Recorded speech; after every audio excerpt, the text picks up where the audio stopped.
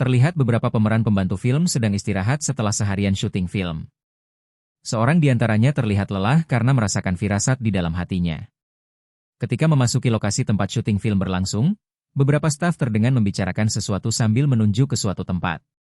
Ketika pemeran pembantu itu melihat tempat yang ditunjuk staf, orang di sekitarnya memperingatkannya dengan suara keras. Tetapi responnya sedikit lambat dan kejadian yang sangat cepat, atap di atasnya roboh dan menimpa dirinya. Ketika kesadarannya mulai menghilang, dia teringat masa lalunya yang selalu menjadi aktor figuran tanpa nama hingga mau menjemputnya. Dia hanya memiliki impian untuk menjadi aktor utama. Lee Seo-jun, begitulah kedua orang tua itu memanggil bayinya yang masih berbaring di kasurnya. Lee Seo-jun yang berumur 7 bulan hanya tertawa imut ketika mendengarnya. Ibunya bernama Seo Eun-hye dan ayahnya bernama Lee Min-jun. Lee Seo-jun yang mulai mengantuk dan akhirnya tertidur, tiba-tiba terbangun dan merasa berada di sebuah lorong istana yang besar. Lee Seo-jun ternyata memiliki ingatan bahwa dia telah bereinkarnasi berulang kali di masa lalunya. Ingatan itu kemudian membentuk The Life Library, yang berada di depan matanya saat ini. Di depannya ada sebuah pintu yang sangat besar, tetapi dia tidak dapat membukanya karena tubuhnya saat ini belum memenuhi kriteria untuk membukanya. Karena kalau dipaksakan akan menghancurkan tubuhnya. Merasa belum saatnya dengan pintu besar itu, Lee Seo-jun menyerah dan mencari pintu yang sesuai. Pintu yang lebih kecil dan biru muncul di depannya. Pintu itu berisi kenangan ketika menjadi Slime. Jadi Lee Seo-jun selain bereinkarnasi menjadi manusia, dia juga bereinkarnasi menjadi monster. Merasa kesal karena tubuh bayi manusia berkembang sangat lambat dibandingkan monster. Dia menyerah pada keadaan. Lee Seo-jun berbaring sambil memikirkan langkah selanjutnya. Saat dia melihat sekelilingnya lagi, terlihat pintu yang jauh lebih kecil dan berwarna hitam, menarik perhatiannya. Ketika dia membuka pintu, di dalamnya terdapat sebuah buku. Lee Seo-jun mencoba masuk ke dalam, tetapi pintunya terlalu kecil untuk dimasuki. Dia hanya menjulurkan tangannya untuk menggapai buku tersebut. Ketika mendapatkan bukunya, dia langsung membaca isinya karena penasaran pada buku yang pertama kali dilihatnya. Ternyata itu adalah buku berisi kenangan Lee Seo-jun ketika masih menjadi aktor.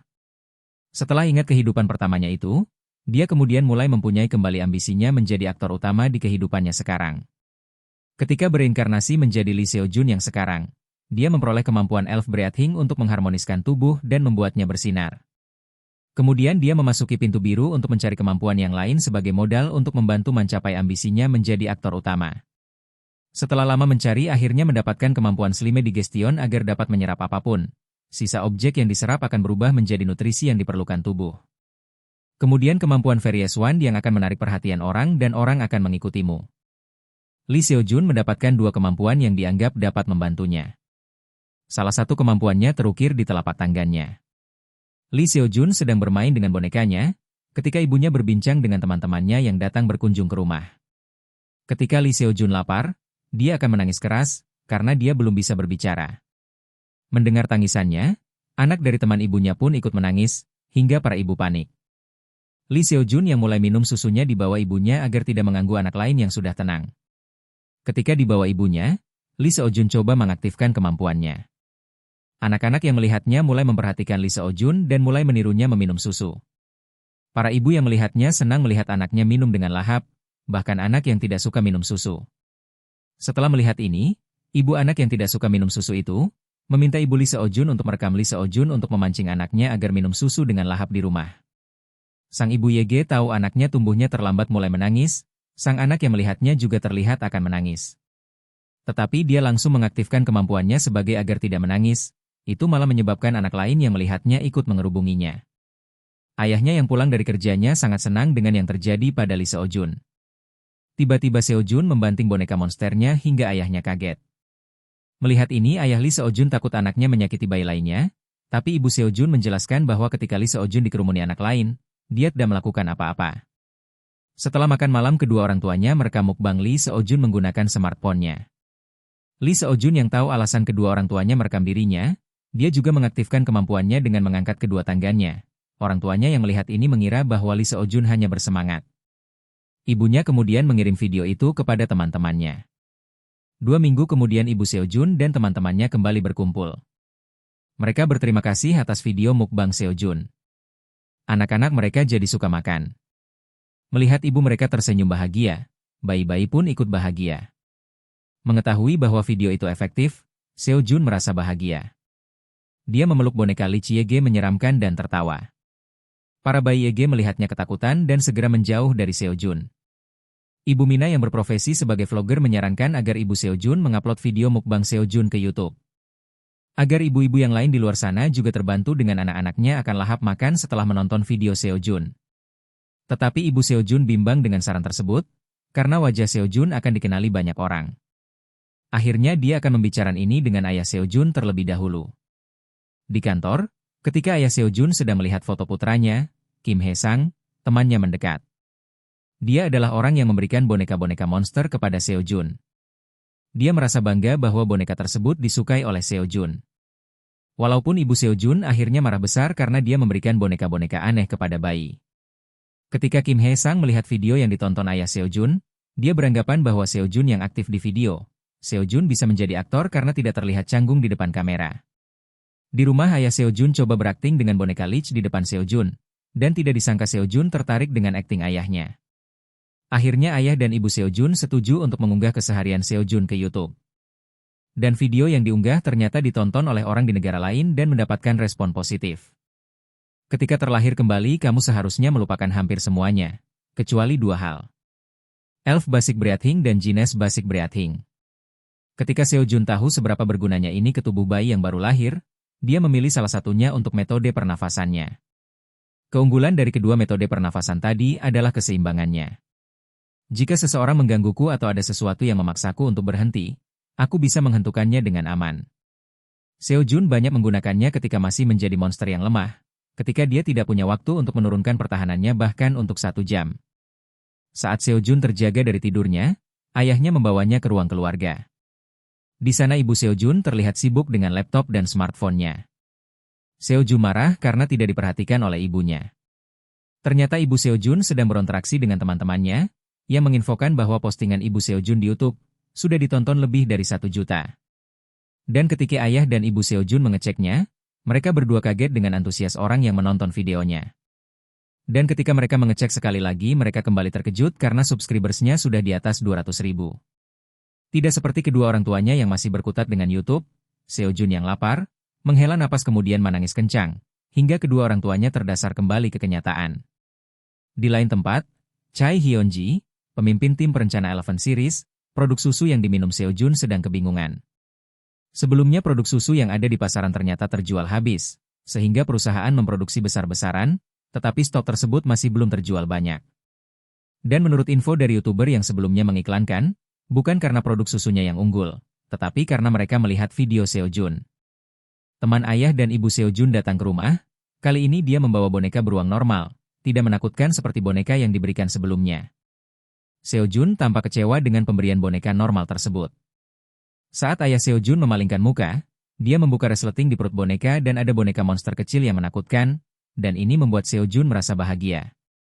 Ketika para ibu berkumpul, mereka mulai membahas bahwa seharusnya Seojun dapat tampil di iklan susu setelah video di YouTube-nya terkenal, agar mendapatkan uang tambahan. Teman-teman ibu Seojun mencoba meyakinkannya dan membantu mencarikan produk yang tepat.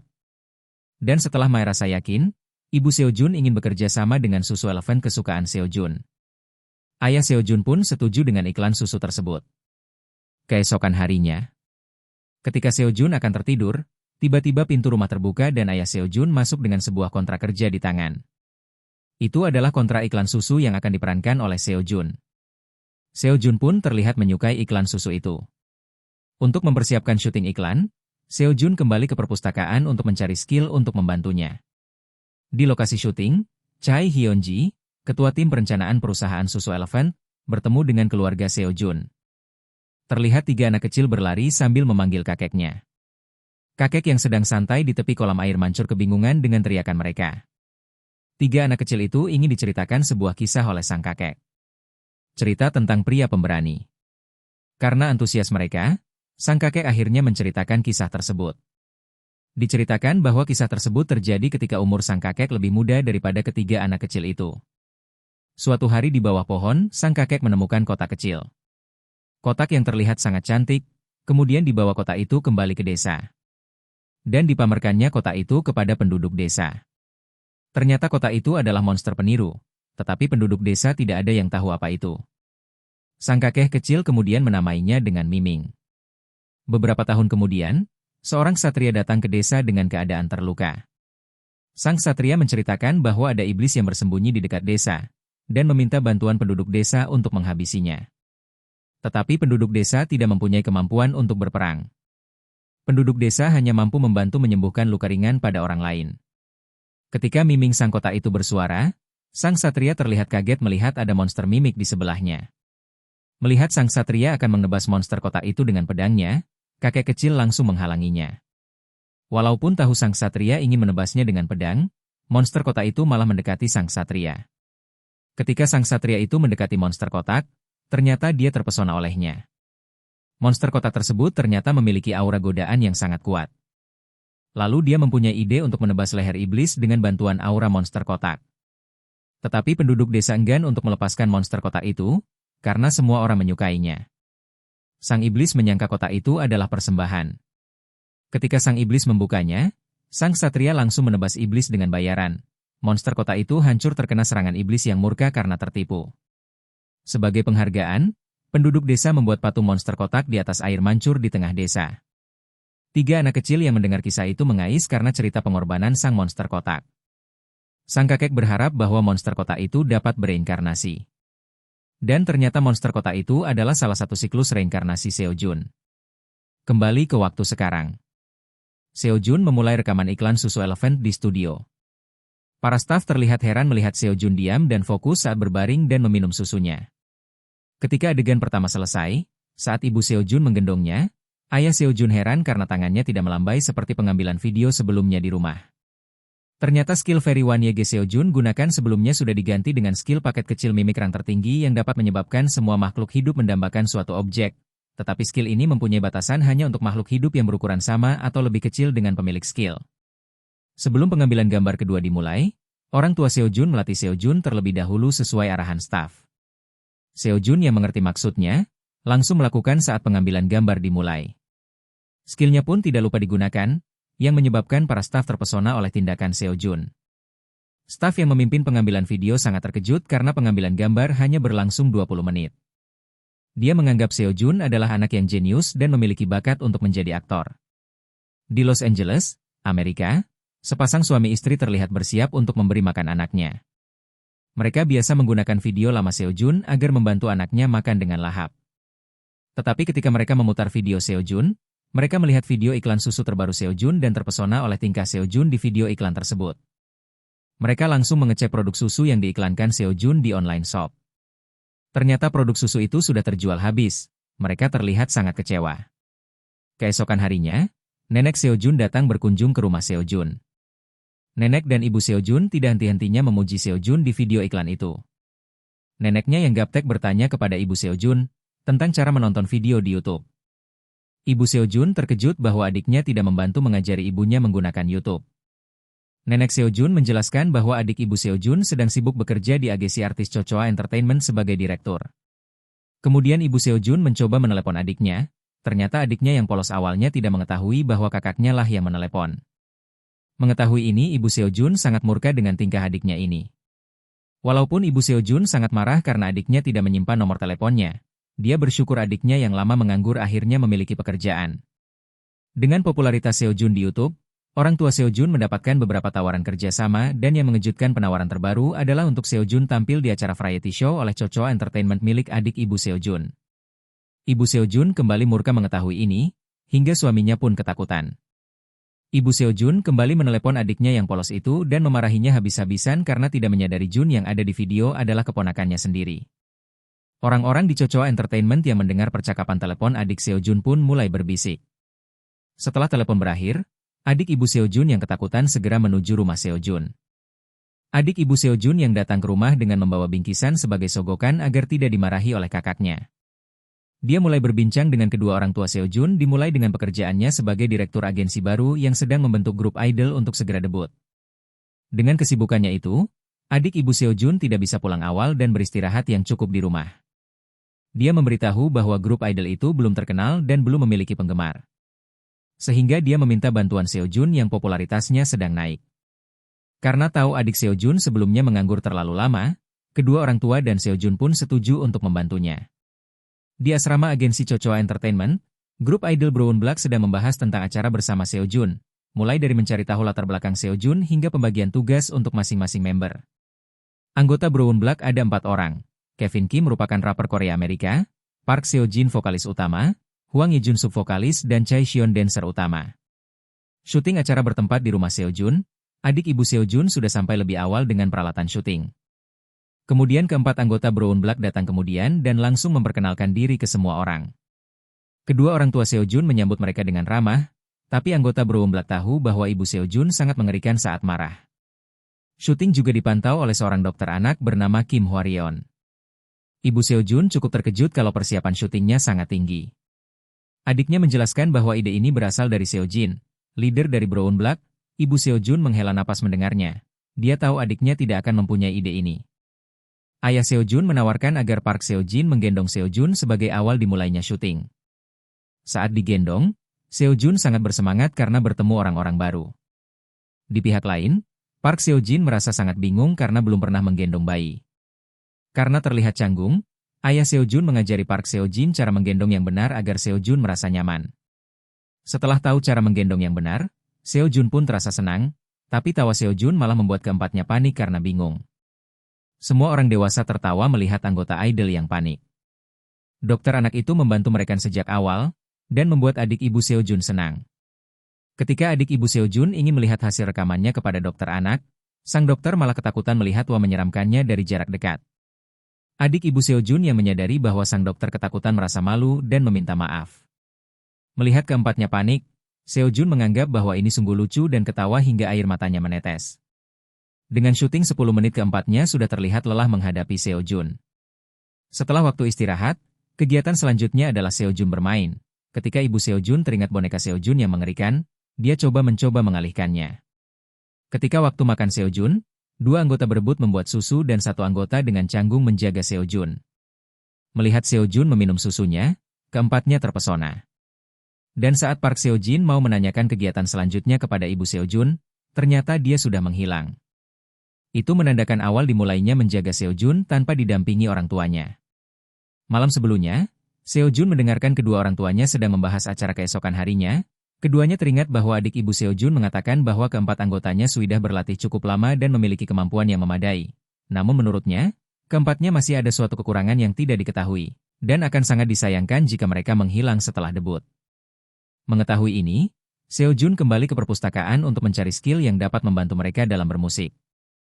Kamera menyala dan syuting berlanjut dengan acara pengenalan diri Seo Jun dan keempat anggota grup Brown Black. Satu persatu memperkenalkan diri mereka, meskipun mereka tahu Seo Jun tidak akan mengerti perkataan mereka. Setelah lelah bermain, alarm untuk waktu Seo Jun berbunyi. Ketika salah satu anggota mencoba membaringkan Seo Jun, dia mengaktifkan skill yang diperoleh malah sebelumnya, yakni skill koneksi konduktor orkestra tingkat rendah, yang dapat meningkatkan keterampilan bermusik hingga 1,3 kali dapat dikoneksikan maksimal 4 orang. Setelah Seo Jun menyentuh wajah keempatnya, skillnya berfungsi dan suara nyanyian mereka meningkat. Mereka berakhir berdebat tentang peringkat suara di antara keempatnya. Lupa bahwa sudah waktunya Seo Jun untuk tidur. Dikisahkan di dunia roh musik, di bawah suatu pohon terdapat berbagai instrumen musik, salah satunya Nourishem, roh dari tongkat kayu konduktor orkestra.